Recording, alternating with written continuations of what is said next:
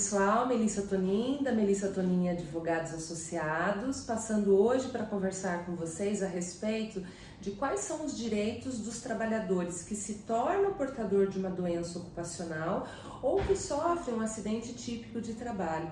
Então, quais são esses direitos? Primeiro, direito à indenização por dano moral. Segundo, direito à indenização por dano material. Terceiro, direito ao convênio médico vitalício.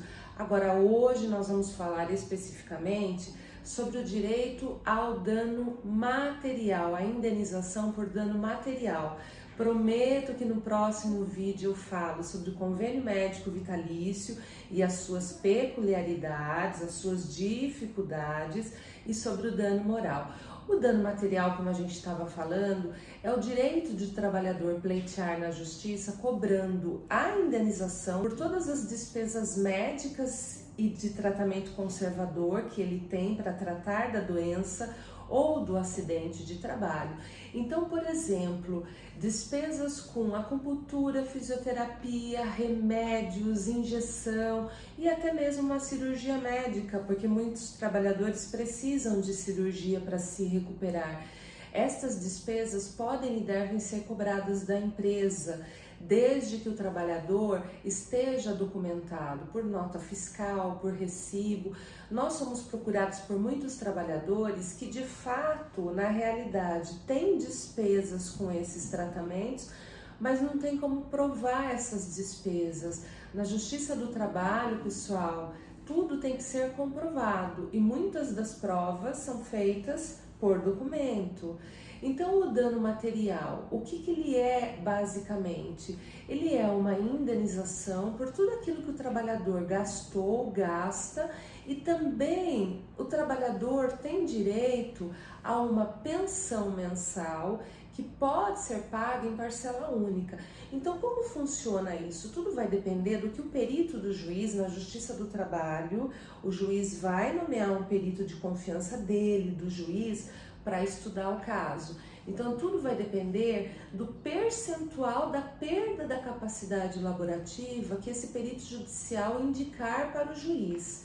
Por exemplo, então, o trabalhador que perdeu 10% da capacidade de trabalho. Esses 10% vão ser aplicados sobre o salário do trabalhador. E aí nós vamos achar o valor da pensão mensal. O pagamento também pode ser feito numa parcela única, aí depende do cálculo de quantos anos o trabalhador tem, de quanto ele ganharia até os 75 ou 78 anos de idade, enfim, depende de uma série de cálculos, mas esse pedido pode e deve ser feito na justiça. Mas, pessoal, o que eu gostaria de falar para vocês também, o trabalhador na ativa, ou seja, aquele trabalhador que está com a carteira de trabalho ativa, que está com o contrato de trabalho em vigência, ele também pode pedir indenização por dano material na Justiça do Trabalho. Muitos trabalhadores acreditam que somente após a demissão é que eles poderiam pedir essa indenização na Justiça do Trabalho. Isso não é verdade. O trabalhador na ativa pode pedir a indenização.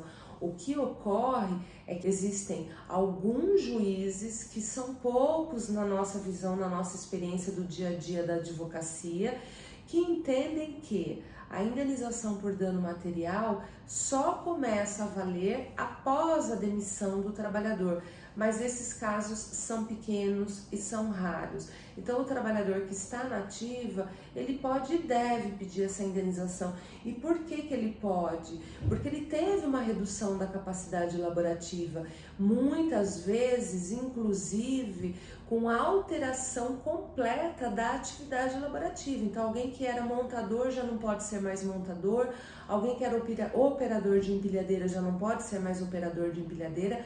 Então, tem todos esses fatores que podem ensejar uma propositura de uma ação trabalhista e a cobrança dos danos materiais. Pessoal, era isso que eu queria dizer para vocês hoje. Obrigada pela atenção de cada um de vocês. Não se esqueçam de se inscreverem nos nossos canais, deem o like. A gente vai falando nos próximos vídeos a respeito, como eu disse, do convênio médico e mais também a respeito do dano material, moral, aliás. Obrigada pela atenção de vocês. Até a próxima. Tchau, tchau.